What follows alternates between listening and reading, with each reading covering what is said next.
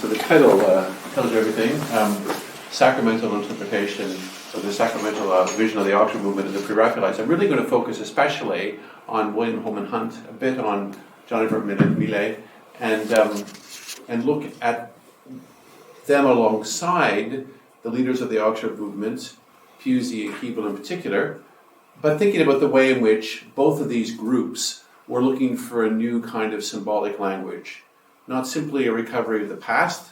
The pre-Raphaelites were certainly reaching back, but they were doing so to address different kind of artistic problems and needs, and very much in the context of the social, artistic, philosophical ideas of their day. And the auxiliary movement were doing the same thing, really looking for a different kind of symbolic language, which both involved a recovery, but also addressing the context of the day.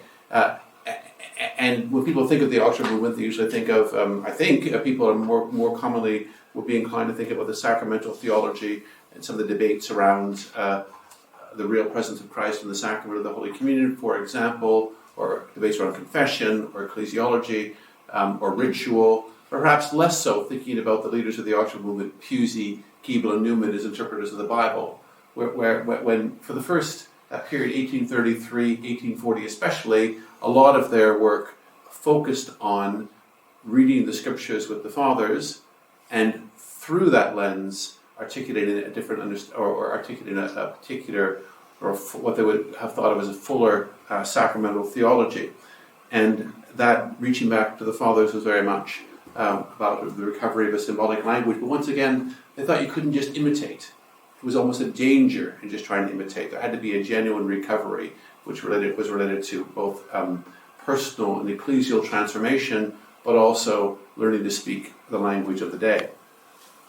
So I'll just begin by going to perhaps one of the more better-known paintings of the auxiliary movement, The Light of the World by Holman Hunt, which he painted between 1851 and 1853. It's tied up with his religious conversion, about which I'll say a bit more later. But many people would say that was the most influential religious painting in the 19th century.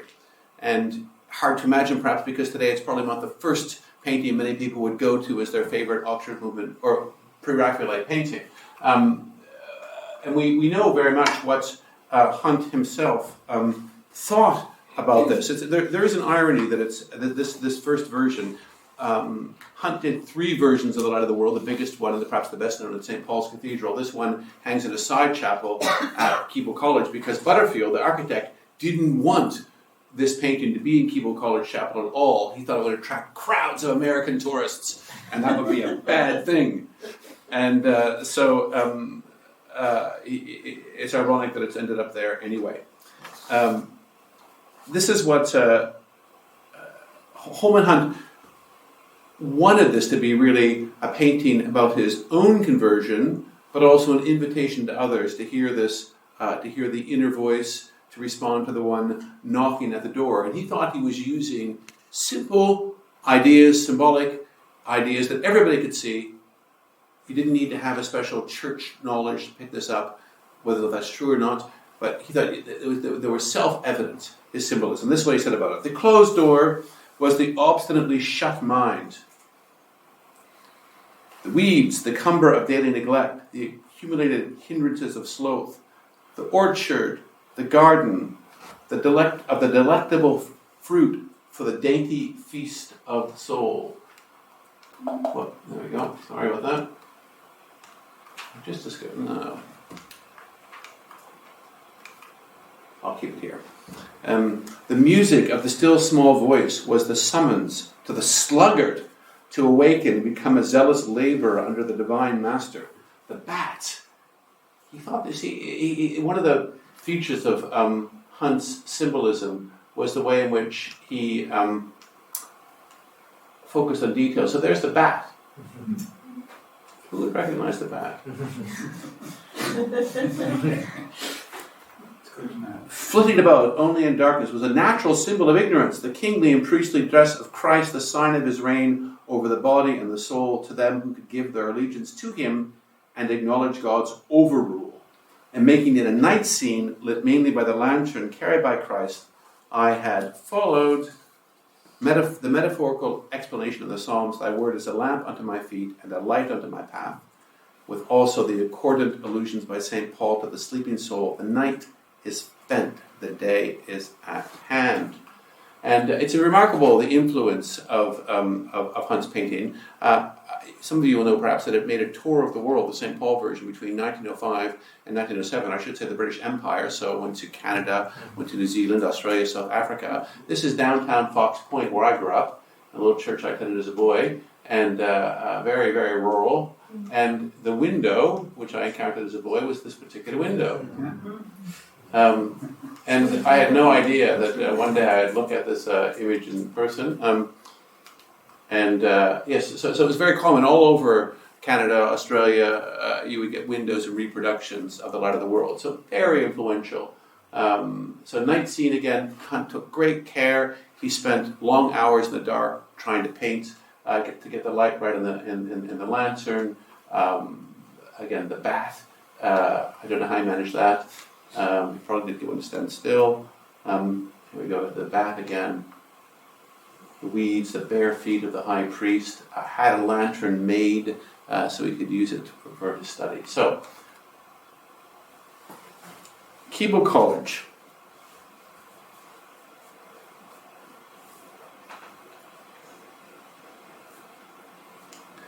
So after Keble died, John Keble died in 1866, and as I said, part of the idea, part of the animating spirit of the Octa movement was a recovery of a kind of symbolic language. And when Butterfield took on the commission to build the chapel, he had an idea of doing something also, creating a new symbolic language in architecture. And at that time, in the mid-19th century, it was still the general view that any serious building in Octa was made of stone. So using brick already was something quite surprising. He wanted to give dignity to brick, he said. Give dignity to brick. Use the materials of hand. Use something local. But he was also inspired, again, he was reaching back. He was inspired by the brick architecture of Germany and Italy where he traveled. And so this is the upper chapel of St. Francis of Assisi. Sorry, the upper chapel of the Basilica of St. Francis at Assisi. And if you go from there to Keble, you can see similar. I wish he'd used the colors from Assisi, because his mosaics, so he uses a mosaic pattern and very much classical mosaics, but he uses more pastel colors that he perhaps thought fit better with the brick. And not just, so you have this kind of, as you go up in the brick, it becomes more riotous. And he thought there was a kind of proclamation, all you works of the Lord, bless you the Lord. This kind of, the bricks themselves were kind of joining in this praise, not at all anything Puritan. And he also focused on having wonderful marbles. A great line. Why should the devil have all the best colors? Why should the agnostic geologist across the street at the Natural History Museum have all the best marbles? So this notion that, there was one kind of speaking in the marbles across the street, another kind of speaking in the marbles in the chapel. So this a new symbolic language, not simply of painting or of words, but everything in the created order could speak of God. Now, I'm having a slight technological issue here, but it'll eventually work. Try reset. Actually, that's what I'm going to do. Again, very classic. This is Moses striking the rock with the rod. Here, he's striking the rod in his hand, the wooden rod. The people of Israel collecting in the bowls the water which flows from the rock, which is Christ in the wilderness, a kind of sacramental image, very typical of the medieval mosaics reproduced here. We're going to come back to Joseph. This is Joseph being sold by his brother to the Ishmaelites. It was a very important mosaic. If you went to any 13th century cathedral, you'd have a Good Samaritan window and almost always a Joseph window. Joseph is a great type of Christ, and the details of his life speaking to us of Christ. We'll come back to that. Here's Hunt himself. Painted by Millet a few years later, very close to John Everett Millet, the young genius of the Pre-Raphaelites, and I'll explain why this is here in a few moments. Or will I do that first? Okay. The Pre-Raphaelites was both, I'll say as kind of a very brief word about the Pre-Raphaelites. So what were they rejecting about Raphael? Why Pre-Raphael? So the Brotherhood emulated the art of late medieval, early Renaissance Europe. until the time of Raphael. And they thought that this art was characterized by minute description, so a certain kind of realism, detail, a palette of bright colors, and all that they thought would recall the tempera paint used by the medieval artists. So, what were they rejecting? This is probably the work of Raphael, St. Catherine of Alexandria, which they knew best. And they commented on the softened features, the insistently a rich but not really a naturalistic coloration. And they thought that there was a kind of idealism that was sweet and syrupy, so not really true to life. That the idea was you had to present a better than true to life in the painting, and they thought that was problematic. And sweet and syrupy, is that true and fair? I don't know. They thought, and they didn't like the browns. They didn't like so they were going for much brighter palettes. So this is another transfiguration of Raphael. We condemned it for its grandiose disregard of the simplicity of truth, the pompous posture of the apostles, and the unspiritual attitudinizing of the Savior. They didn't like it entirely. And you can see what they're getting at. And they blamed all of this on the founder of the Royal Academy of Art, the founding president of the Royal Academy of Art, Sir Joshua Reynolds, 1723 to 1792, who they refer to sometimes, unfortunately, as Sir Sloshua. Not an entirely flattering nickname. Keep in mind the grand style, this idealized form of painting, idealizing the imperfect. The perfect beauty that was never found in nature could be attained by the artist by careful improvement and selection. But once again, they really didn't like the browns. They thought it was a certain grimness, not true to life, and I could say a lot more, but I'll go, there's a wonderful description of Holman Hunt is in the British Museum, the National Gallery. He's looking at this painting, and a man comes up to him and says, "Sir, would you like a cup of tea? Isn't this wonderful?" And he responds, in his memory, "It is as brown as my grandmother's painted tea tray." It was not meant to be flattering.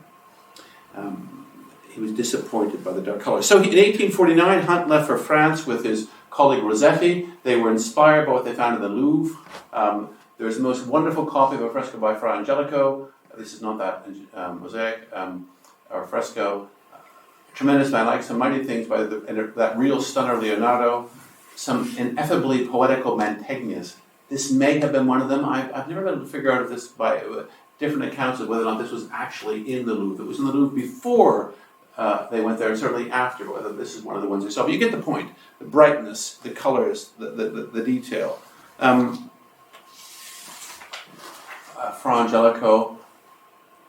Angelico's coronation of the Virgin was of peerless grace and sweetness in the eyes of us both. We had hitherto seen nothing of this painter's original work. Very different.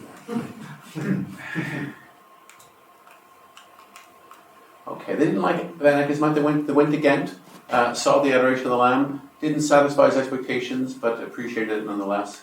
He comments better. Now, just filling out the picture, what else are they rejecting? This is probably Augustus Pugin's most famous work, Contrasts, and he puts alongside an idealized, perhaps medieval city with an equivalent modern city to give these parallels. And it certainly represents quite an attack on the Victorian idea of history as progress. You have the Catholic town in 1440, this is the Catholic town down here, 1440, the same town in 1840. The 1440 town is notable for its wealth, variety of churches, steeples soaring heavenward, lots of steeples, and there's lots of steeples. And then you have the Victorian town. Almost all the steeples are now replaced by factory chimneys. Here, prison. He has it as a more mechanized, degraded, less happy human community.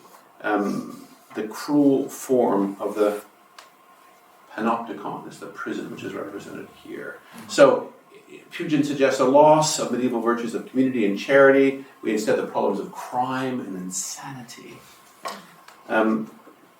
On the one hand, it's very interesting. Hunt is, on one hand, very much a product of his age. His father managed a warehouse. He grew up in the warehouse. His father wanted him to do that work. He didn't want him to paint. He took him out of school and sent him to work in a warehouse, and he managed to get a job working for a painter, essentially. His father eventually relented and allowed him to begin to pursue his path. He managed to get a ticket to be able to visit the National Gallery and to paint there. But so Hunt both emerges from this world and is also looking for something different. They were also, the Pre-Raphaelite Brotherhood, it's founded in 1848. It's a time of great social chaos, political turmoil. Hunt and two of his friends attended the Chartist demonstration in London in May 1848. He was there, influenced by that. And in the same year, it was a gathering on the Kensington Common, and they were pushing for reform of Parliament, a vote for every man over 21 years old, that MPs would be paid, and they were seeking improvement in working conditions. And when they resolved in 1848 to look for new possibilities in art, they were also in a kind of solidarity with these revolutionary ideas elsewhere. And Rossetti himself, his father, had been involved in a quite personal way in those kind of political changes in Italy. And this painting emerges from this. It's I had a couple of bits of it earlier. Rienzi vowing to obtain justice for the death of his young brother, slain in a skirmish between the Colonna and Orsini factions. It's not really a catchy title, but it's an expression. It's one of those paintings where for Hunt emerges out of that political upheaval. He gives a picture of the way in which he's engaged in social questions. We'll see more of that a bit later. I'd like to turn to Millet because this one shows a number of themes that are significant at the time, all summed up in this one painting. It shows the way in which Hunt, Millet are doing certain things. So this is called The Blind Girl, 1856. A young girl sits with her older sister by the side of the road. The older girl has an accordion in her lap. A hayfield dominates the background, very colorful. And the older girl's blindness, we'll see that she's blind, we're going to see that in a moment, but she keeps her eyes closed. And you have the kind of colors you have after a rainstorm. Everything seems a bit brighter. The green's greener, the brightness in the sky. Everything is heightened and supercharged. There's a rejection of the kind of norms we saw in the work of Murillo or Sir Joshua Reynolds, formal harmony, rationalism, idealized presentations, very much focusing on the individual perception, a realism. I don't know if you get down to the very attentive to tiny details. The dirty hands, that unlikely to have appeared in the Murillo with dirty hands. And she's blind. We have Peter the one, she can't see. But it's as if we're being invited to imagine her having a kind of interior perception, very much a kind of romantic movement theme. She can't see, but she has the accordion, her other senses are attuned, and she seems to be engaging with the world without being able to see it. These girls are also, they're poor, they're vulnerable. Look at the dresses. They're holding each other's hands. There's a kind of sadness. It's beautiful, but it's also a bit sad. And their vulnerability and their poverty is represented by the dirty, torn dresses.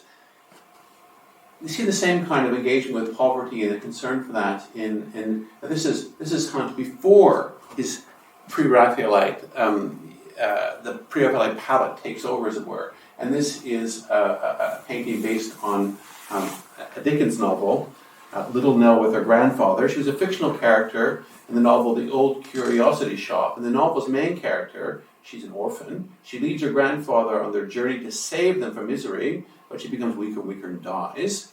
Cheerful Dickens novel, before her friends in London find her. And it's an example of the kind of engagement you see, social engagement you see. Now, alongside that, again, maybe you all know this, but when people think of the Oxford movement, I suppose people might think of the work of priests in slum parishes and the willingness of some people inspired by the Oxford movement to go out and engage in that kind of work. But that was very much there from the very beginning. And so at the same time as Hunt is doing this, Dr. Pusey is preaching on the eve of the Irish famine, or in the middle of the Irish famine, and the eve of the Annunciation.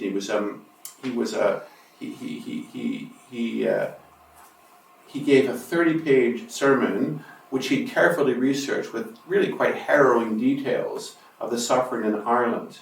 And he delivered the sermon to the chapel, which would eventually become the Congregation of All Saints, Margaret Street. So a very wealthy community, and he spoke fairly strongly. If one member suffer, all members suffer with it. And are we then indeed members of Christ? If we could give ourselves to feasting and entertaining one another, well, that deep cry of half a nation's misery is ringing in our ears. He described those suffering in Ireland, starving in Ireland, as our flesh and bone. There's never any, and you read this 30-page sermon, of them as the other. It's very much like a common suffering. People would say, that's easy enough for you. And then he makes his message more personal to the people. It's a brave sermon, if he gave it like it's written down. This is what he said to the congregation. Whatever amendments there may have been among us, luxury, self-indulgence, have been increasing among us. No class has been contented with the expenditure of their forefathers. New luxuries have invaded us. Comforts have become necessaries and our idols, the grinding of the poor. We will not limit our self-indulgence, and so in order to obtain it cheaply, we pare down the wages of our artisans. The very clothes we wear while they are made are moistened by the tears of the poor. And it's 30 pages like that. It's fairly intense, and that didn't stand out. On a personal level, he gave huge sums of money to provide churches and communities to care for the spiritual and material needs of the urban poor. He thought this was one of the great challenges of the day. The Church of England was not set up for parishes and urban centres. All the money was in rural areas, or most of the money was in rural areas. So how do you address the needs of the urban poor? He gave 5 times as much money as the King or the Archbishop of Canterbury to the London Churches Fund in 1836. He built St. Saviour's Leeds entirely from his own expense in 1843-45. After his almost 10-year anniversary gift to his wife was that she sold all her jewels, and he sold his carriage and horses so they could give more money to the London churches. Now, they're not essentials of life, but it's quite significant. And it wasn't just the money. In the summer of 1866, when everyone in London who could was leaving London because of the cholera epidemic in the East End, Pusey goes the other direction, turns up and becomes an unpaid curate for 4 months, caring to the dying, the sick, and the needy in Bethnal Green. And it was that kind of example which gave the power, the spiritual power of the Oxford movement, as much as anything that they wrote. It was part of that, the way in which they lived that out. And you see that connection. In that sense, Holman Hunt, Neeley here, their kind of social engagement was very much the same thing you found in the Oxford movement. This interest, there was a reaching back, but that reaching back didn't lead to a disengagement from the social and political problems of the day. Well, what made this possible? And I did want to mention one thing, which I'll refer to later. How far back was that? You notice the rainbow. It's very interesting. It's probably very much intentionally meant to be there. It's that proclamation of God's peace, a kind of proclamation of a gracious and generous providence for these 2 young girls who are vulnerable and needy. And you could say, well, it's at the very least an aspiration of hope. I'll come back to that because it's relevant in something I'll say later. So, how does Hunt go from a young man very engaged in the politics of the day, a bit of a revolutionary in painting? What leads under this kind of religious fervor that you encounter in his paintings from about 1850? Because it wasn't there in his earlier work. And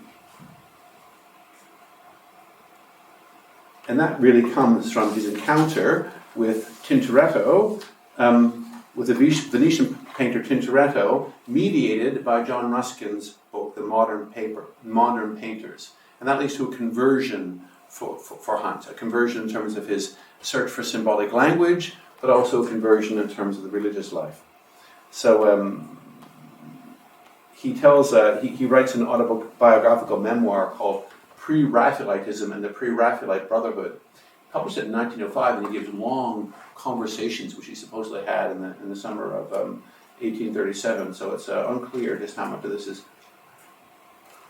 a projection, how much of he's recollecting. But in this long conversation, he describes the importance for him of borrowing a copy of Ruskin's Modern Painters, the second volume, published the year before. Lately, I had great delight in skimming over a certain book, Modern Painters, written by a writer calling himself an Oxford graduate. That's all it says in the early editions, an Oxford graduate. It was lent to me for only a few hours, but by Jove, this changed his understanding of painting. In particular, he refers to the Annunciation by Tintoretto in Venice. And it's quite interesting that later he will go to visit and look at this painting with Ruskin. And he has a copy of Modern Painters, and they read it together and reflect on what he'd written all those years ago. It takes place in a ruined house. So again, it's not idealized in that sense. It's a ruined house. And some people were quite scandalized by dirty conditions, the decay in which the Blessed Virgin Mary finds herself. For Hunt, read through Ruskin, this was a symbol of the state of the Jewish church, the Old Covenant at that time. And he paraphrases Ruskin's much longer description of the commentary upon the painting. The Virgin sits in a dilapidated building, a mass of shattered brickwork, with the plaster mildewed away from it and the mortar mouldering from its seams. And Ruskin emphasizes the way in which the light on one portion of the Carpenter's Square, down here, this square stone here we're going to focus on, draws an attention to an object at the top of the brickwork, a white stone, 4 square, the cornerstone of the old edifice, the base of its supporting column. And for Ruskin, this cornerstone is the interpretive key which reveals the significance of both the ruined palace and the promise of the new building. This, I think, sufficiently explains the typical character of the whole. This is Ruskin. The ruined house is the Jewish dispensation. That obscurely arising in the dawning of the sky is Christian. But the cornerstone of the old building remains, though the builder's tools lie idle beside it, and the stone which the builders rejected has become the headstone of the corner. And so not just an interpretation of the Annunciation, is that, but it's also a prophetic presentation of the rundown state of the religious life of God's ancient people, and a symbolic prophecy of restoration and renewal. Psalm 118:32, the same stone which the builders refused is become the headstone of the corner, one of the most quoted passages from the Old Testament, or quoted and referred to in the New Testament. In the New Testament, that becomes a passage prophetic of the person of Christ, who was rejected, crucified, and then becomes the chief cornerstone of the church, a new and living temple. And Ruskin shows that Tintoretto brings the symbol to life and makes it intelligible in a way that also has a kind of emotional or affective power. At least that was his interpretation. And it was interesting, he thought that this was no arbitrary, unnatural symbolism. He thought this was evident if you spent time gazing on the picture. These various images will be clear to you. It was important that there were natural images. One of the, in this kind of taking on or reflection on Tintoretto by Hunt and Ruskin, Hunt seems to be addressing a number of significant problems. There's a general view that there's a loss of a unified symbolic system. He explained to Millet in the same conversation that in a picture of the risen Lord, earlier painters would put a flag in his hands to represent his victory over death. And their public had been taught that this was part of the alphabet of faith. But he said that this isn't working. The old symbols don't have the same emotional power. We can figure them out, probably, but they're not gripping. They don't move us. They don't fill us with joy. They don't function as symbols are meant to function. So he wanted a symbolism that could speak to the 19th century. And he was worried that a realistic style would create an art that was materialistic, empty, literal, or dead, something that wouldn't be imaginative. And so he's trying to find a way to give a kind of an effective power to this realism. And he thought that's what he found in Tintoretto's typology and symbolism. One commentator described his approach, one contemporary commentator, as the attempt to elevate materialism by mysticism to make even the accessories of an inanimate realism instinct with spiritual symbolism. It's one of the interesting aspects of Hunt's paintings. Minute, careful detail, but it's always meant to convey something of the spiritual world. You could call it an incarnational or sacramental principle. Typology enabled Hunt to hold together this realism, attention to nature, with the communication of spiritual truths and ideas. And they thought that the goal of the painter was really to be attentive to nature. And that attentiveness to nature was kind of a sacred temple, and this that the painter functioned as kind of priest of nature, and in that attention learned to interpret the natural world like the prophets of old. This kind of sacred role here, and this interpretation of the natural world. It wasn't just about a detailed technique. They were meant to function as kind of prophets. And it's interesting, this is one of those areas, again, where they overlap very much with the thinking of the Oxford movement.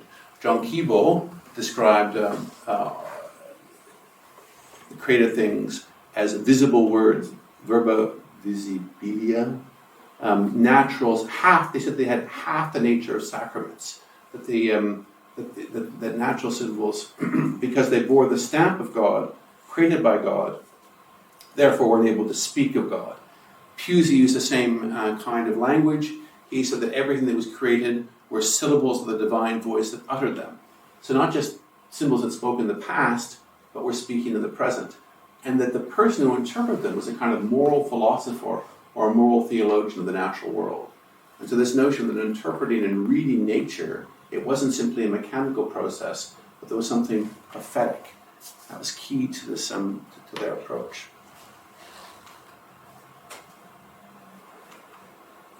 There is, again, you can see why the detail would appeal to Hunt and his colleagues. Detailed realism.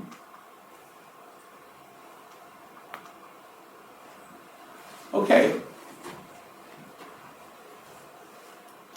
So this leads to a conversion on two levels for Hunt. To a symbolic conversion, where he thinks he's finding or feeding around for a new kind of symbolic language, and also a spiritual conversion. Before he encountered Ruskin's works, he had been, in his own words, a contemptuous unbeliever in any spiritual principles but the development of talent.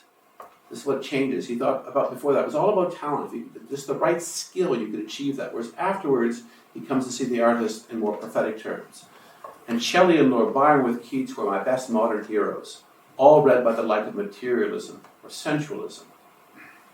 Reading modern painters in the summer of 1847 was what first arrested me in my downward course. It was the voice of God.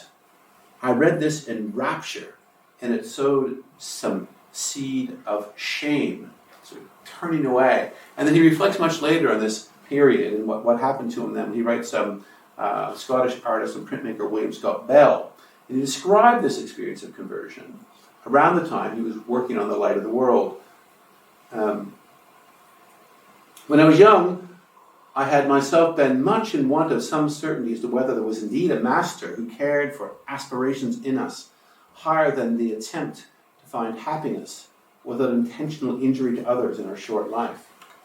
He was reading the Bible, critically determined if I could find out its flaws for myself or its inspiration. So he was reading critical writers, 19th century writers, writers of different kinds of life of Jesus, and saying, and he had this, I didn't want to be hoodwinked by the Bible in a kind of credulity, and he didn't want to be hoodwinked by the spirit of the age. He was kind of torn as to how to approach the text, both critically but without a kind of arrogance.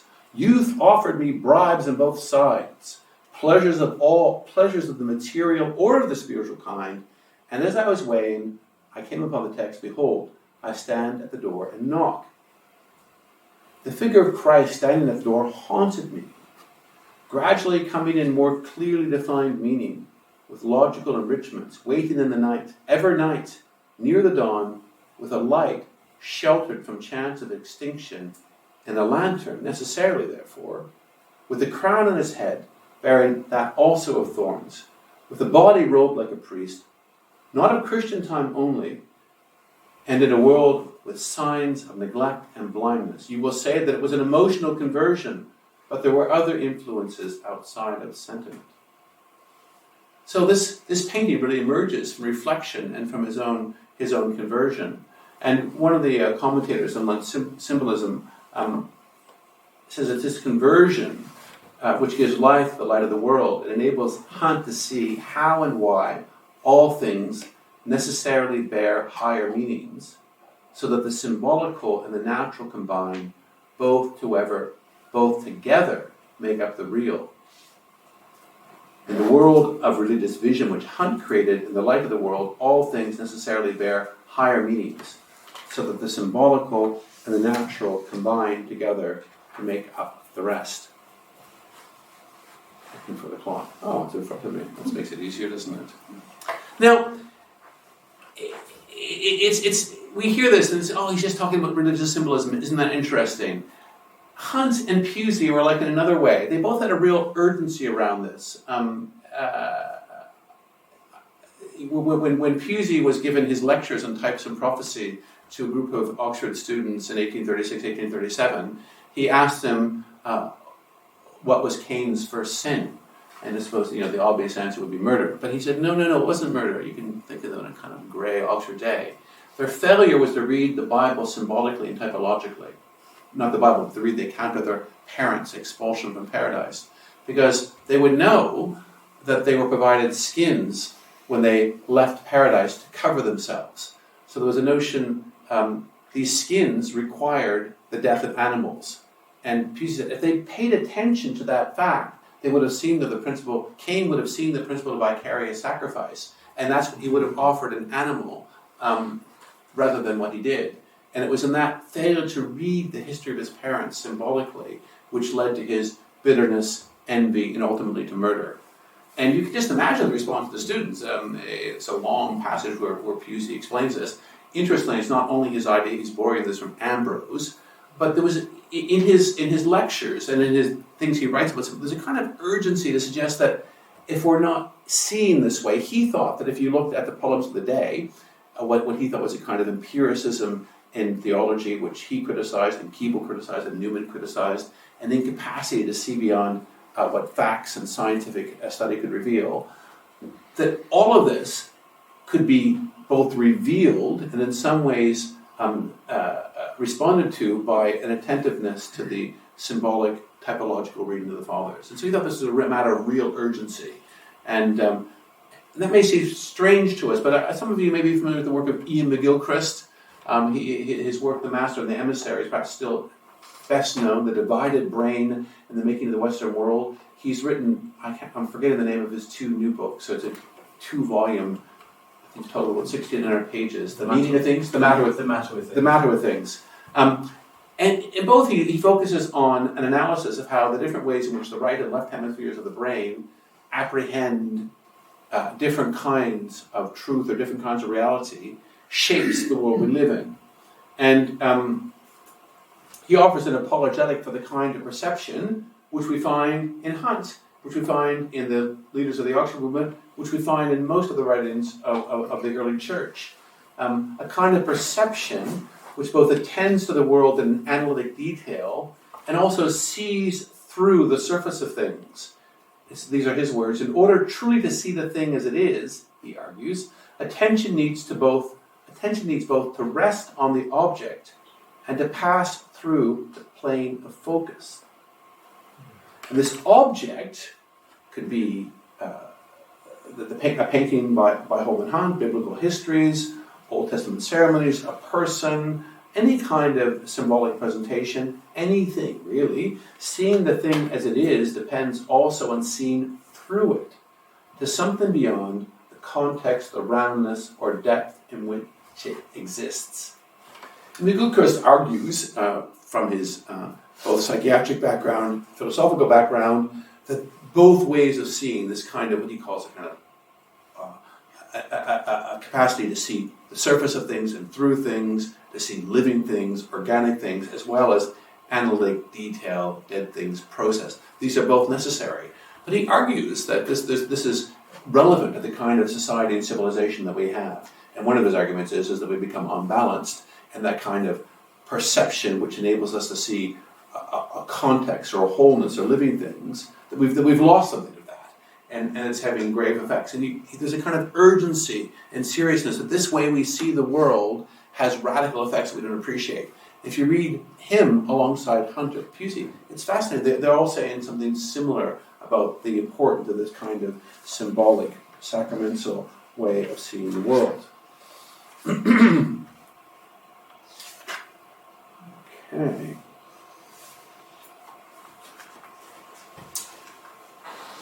This is the man who bought the Light of the World. He was helped to fund, or basically fund the building of St. Barnabas Church in Oxford, and it's probably through him that Hunt initially made some contacts with, at least in part, a return to the life of the church, and certainly with a more ultra-movement Catholic expression of that.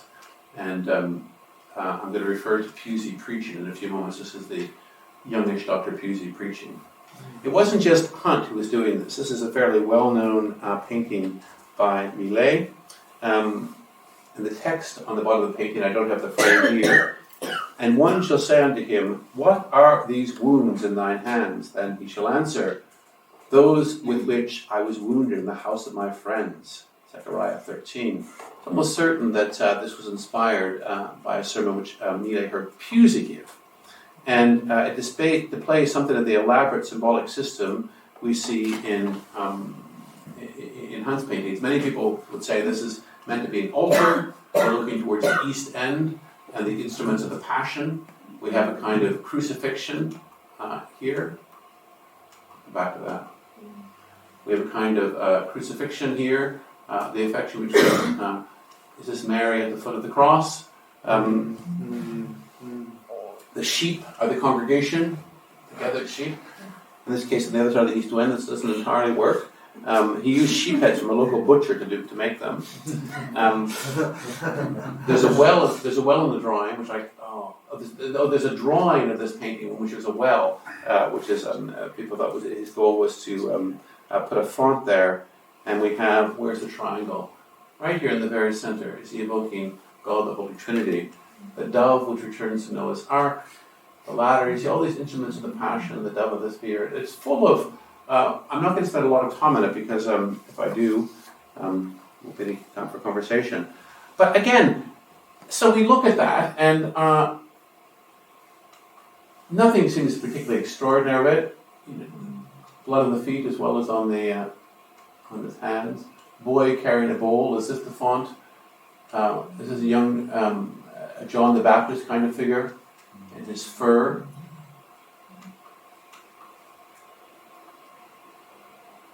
Yes, and all this on the side is Charles Dickens' review of it. Their painting was, this symbolism and this approach was viewed as radical and strange. In the foreground of that carpenter shop is a hideous, wry-necked, blubbering, red-headed boy in a bedgown, who appears to have received a poke in the hand from the stick of another boy with whom he's been playing in an adjacent gutter, and to be holding it up for the contemplation of a kneeling woman so horrible in her ugliness. I'm not sure it's very fair, really, is it? So horrible in her ugliness.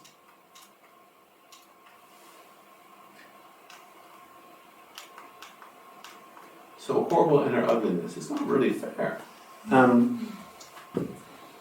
And we have a bit of French just like here. She would stand out from the rest of the company as a monster in the vilest cabaret in France, or the lowest gin shop in England. And he goes on like that. He doesn't like it. But it was interesting because the even among the close colleagues, friends of the Oxford movement, the argument that Kegel made, that Newman made, that Pusey made, arguing that orthodoxy came and went with the employment of this kind of symbolic approach of the Bible, their close friends thought this was a kind of madness. It was exactly opposite what the age needed. The age needed precisely this kind of rigorous scientific approach to evidence, and they argued that was exactly the problem which the church was facing at the time. And it's interesting just how hostile you find the response to the pre-Raphaelites around the same things. I'll stop at that. Okay, so I'll just conclude with this. We'll still have there, right? The Awakening Conscience, 1853. This is a kind of companion painting to the light of the world. So this is the light of the world worked out or lived out in an individual's life. We have a wealthy man visiting his mistress in an apartment. He has provided for her. The tune that he idly plays on the piano has reminded her of her earlier life. She rises from his lap. And there's a kind of, for Hunt, she's heard the knocking at the door. She's heard the still small voice, and she's responding. She's moving towards the bright outside world, made visible to the viewer in a mirror. Where is the mirror? Back here. Here's the mirror.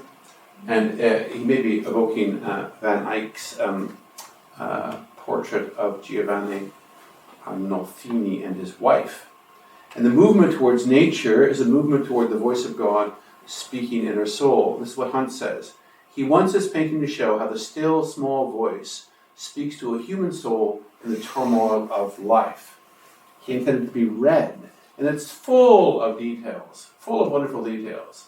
So there's the mirror. You see the outside of the mirror. So you can see she's looking out to this light, to the natural world, which is beautiful and which speaks with something of God's voice. We have, however, will she really get away? Because here's the cat playing with this bird.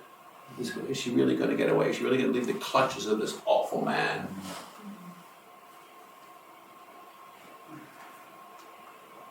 And you have, this is the woman taken in adultery. I can't remember what this clock is. Oh, I can't remember. Why can't I remember that? I didn't write it down.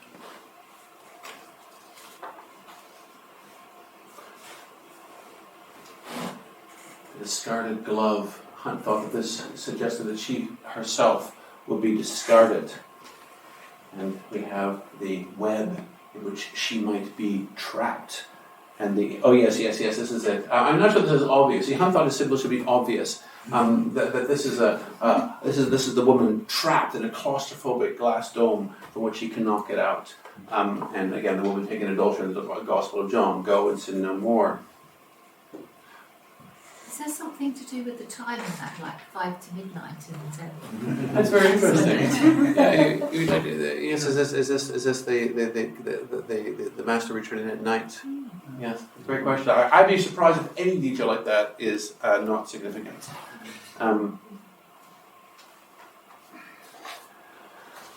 thought just to show a little connection here. So she is the embodiment of the one responding to the knock. Behold, I stand at the door and knock. And just that brief step to Chartres Cathedral, and to go to Chartres Cathedral. This is the parable of the Good Samaritan, which is one of my favorite parables, represented artistically. But for the people who did this glass, this was a synthesis of the gospel.